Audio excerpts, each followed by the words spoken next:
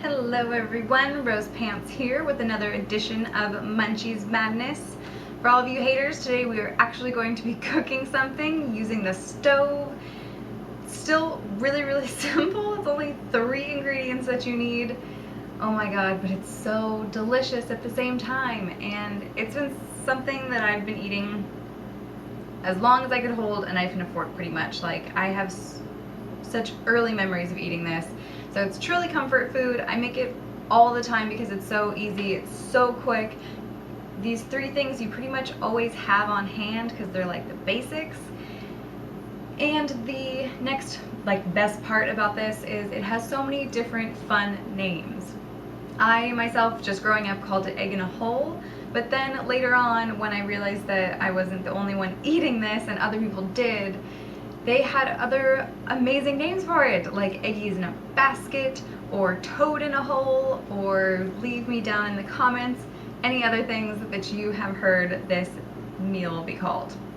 Without further ado, let's get into it, and I'll show you guys what you need. Okay, so first off we have our 3 simple ingredients. Any type of bread. Obviously, the more quality bread you use, the more delicious it's going to be. You need an egg, and you need some butter. Seriously, guys, like, who doesn't have bread, egg, and butter in your fridge or pantry? So simple. Then, of course, you need a spatula and a pan, plate, knife, and fork. Oh my god, you guys, are you keeping up? First things first, you're going to want to butter both sides of the bread. Obviously, the more butter you use, the more delicious it's going to be.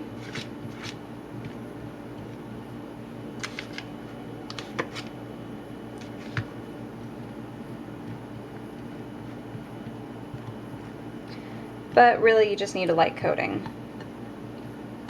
Again, we're buttering both sides of the bread.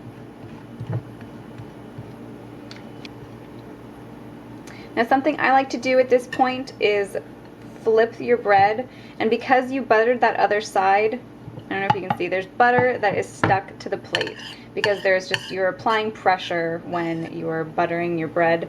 So I scrape that up and put it back on the bread where you want it. Next, we're going to be cutting our hole, and again, it's really going to depend on what type of bread you're using for how big you want to make the hole.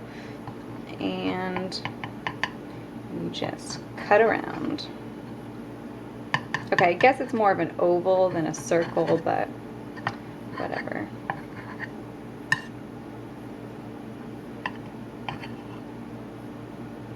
Voila! Obviously, the first step is to turn on your stovetop. I always put it on high at first and get the pan nice and hot.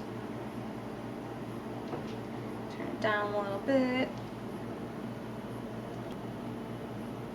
And to make flipping of the bread and egg super easy, you definitely want to grease your pan. You can go ahead and use Pam if you want. I don't like that stuff because it's not just oil.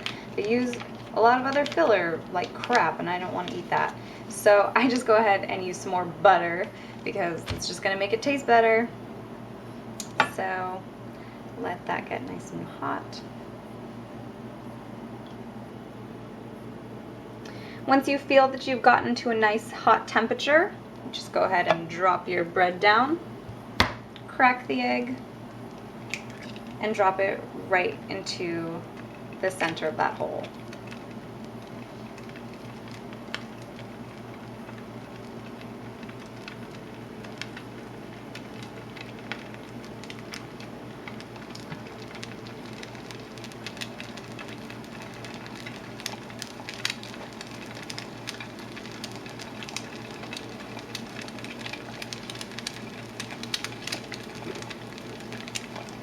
I'm also going to share with you guys my trick on how to know when to flip your egg in a hole. And whenever I get these little bubbles, I always pop them. I don't know about you guys, but I don't even know if you can see the little bubble inside there that was forming. Maybe you can. So the secret on knowing when to flip your egg in the hole is when the butter on this top side has completely melted. Once the butter is completely melted, you know it is the perfect time to flip your egg in a hole, egg in a basket, toad in a hole, whatever you call it.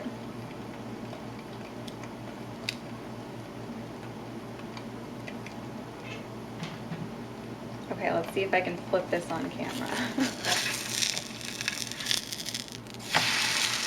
Bam. And as you can see, we are perfectly toasted right there. At this point, I will go ahead and drop on my little hole to fry up. Since obviously it's smaller, it doesn't take as long.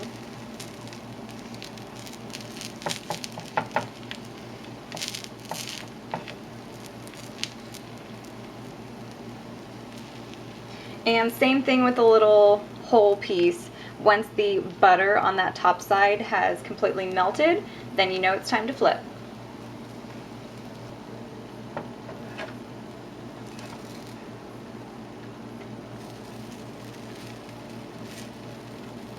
Alright, I'm just going to go ahead and check this side. The egg looks pretty cooked, pretty delicious. The egg was definitely bigger than my piece of bread, so the white kind of overtook the bread on that side, but oh my god, this is looking so good. I think we're good to go. I hate runny eggs, so sometimes I wait too long and I will end up frying my yolk, but runny eggs are so gross, so I always make sure, like, be really, really sure that all of the white is fully cooked. So, check on our little hole. Looking pretty toasted. I think we're done.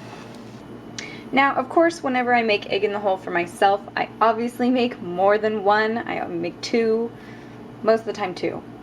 I don't think I've ever made three, because that just takes too long. But yes, it's so delicious. You always want to make more than one, but for the simplicity of filming, I decided let's just make one.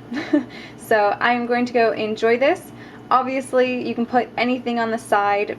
Bacon is the number one thing that I do. I'm vegetarian, so I do fake and bacon, but of course, all you need to do is stop there. Enjoy your real bacon. You can put fucking hash browns, seriously, anything. Fruit, anything breakfast side is appropriate with this dish. I'm gonna go eat this now. Hope you guys enjoyed. Let me know if you guys make this yourself and how it turned out, and I'll see you guys next time. Wait 1 second before I go, let's see how I did with this yolk. Oh, it's fucking perfect. Oh my god, so nice.